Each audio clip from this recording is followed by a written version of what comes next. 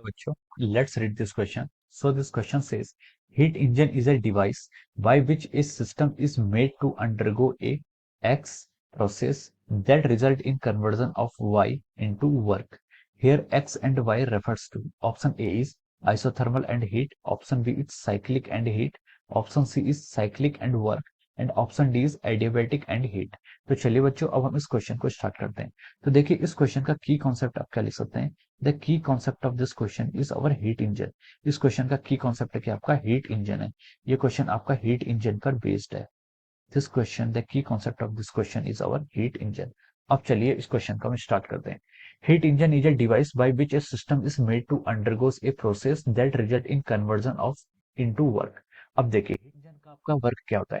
Heat engine जो क्या करता है, हीट इंजन बेसिकली एक ऐसी डिवाइस होती है। हीट इंजन क्या करता है आपका, हीट इंजन आपका क्या करता है, वर्क में एनर्जी को क्या करता है, हीट एनर्जी को आपका वर्क में कन्वर्ट करता है। हीट इंजन क्या करता है आपका, हीट एनर्जी को आपका वर्क में कन्वर्ट करता है। हीट एनर्जी को क्या करता है, इसको यहाँ पे लिख लेते हैं, हीट एनर्जी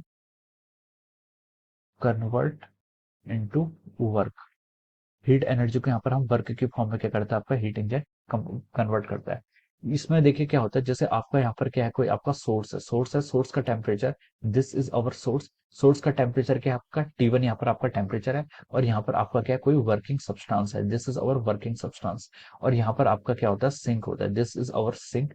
सिंक जिसका टेम्परेचर क्या है, T2 है।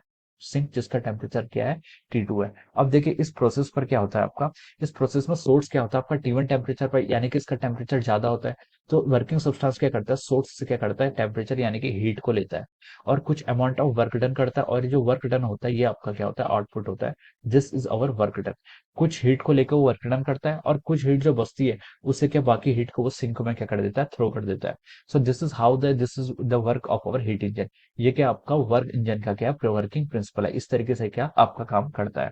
अब क्वेश्चन में हमसे बोला गया था कि हीट इंजन एक ऐसी डिवाइस है which system is made to undergoes a कौन सी प्रोसेस। ये प्रोसेस आपकी साइक्लिक प्रोसेस होती है। अगर आप पीवी डायग्राम इसका जो कर्व प्लॉट करेंगे पीवी डायग्राम में, वो क्या होता है आपका एक साइक्लिक प्रोसेस होती है। तो हम लिख सकते हैं कि इसमें क्या आएगा आपका, इसमें हम लिख सकते हैं, देखिए यहाँ पर आपका जो ऑप्शन होगा इसमें, वो लिख सकते हैं कि पहले इसमें साइक्लिक प्रोसेस होगी।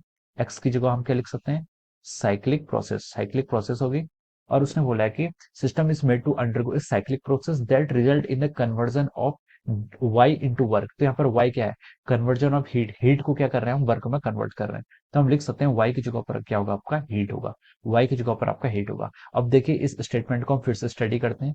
Heat engine is a device by which a system is made to undergo a cyclic process that result in the conversion of heat into work. तो ये आपका देखिए यहाँ पर राइट आ रहा है। तो इसके करस्पॉन्डिंग हम देखेंगे कि आपका जो ऑप्शन बी है, option B is the right answer corresponding to this. Option B क्या आ रहा है आपका, option B is correct answer corresponding to this question.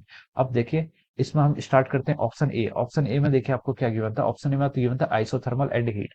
तो आइसोथर्मल क्या होता है, जो साइक्लिक प्रोसेस होती है हीट इंजन की, ये आपका आइसोथर्मल कंप्रेशन भी करता है और आइसोथर्मल एक्सपेंशन भी करता है। इसमें दो होती है कंप्रेशन और दो होती है एक्सपेंशन। एक आपका आइसोथर्मल कंप्रेशन होगा, एक आपका एडियाबैटिक कंप्रेशन होगा। और जो आपके एक्सपेंशन होते हैं वो भी एक आइसोथर्मल एक्सपेंशन होगा और एक आपका एडियाबैटिक एक्सपेंशन होगा।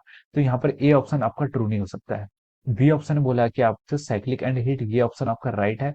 सी में इसने बोला कि साइक्लिक एंड वर्क, यानी कि conversion of work into work, तो ये आपका रॉन्ग हो जाएगा वाई के करस्पॉन्डिंग। डी में इसने बोला था कि आपको एडियाबैटिक एंड हीट, तो ये भी क्या हो जाएगा आपका रॉन्ग ऑप्शन हो जाएगा। तो यहाँ से करेक्ट आंसर क्या आ रहा है आपका, option B is the right answer of this question. Okay, so I hope you all understood this concept. All the best and thank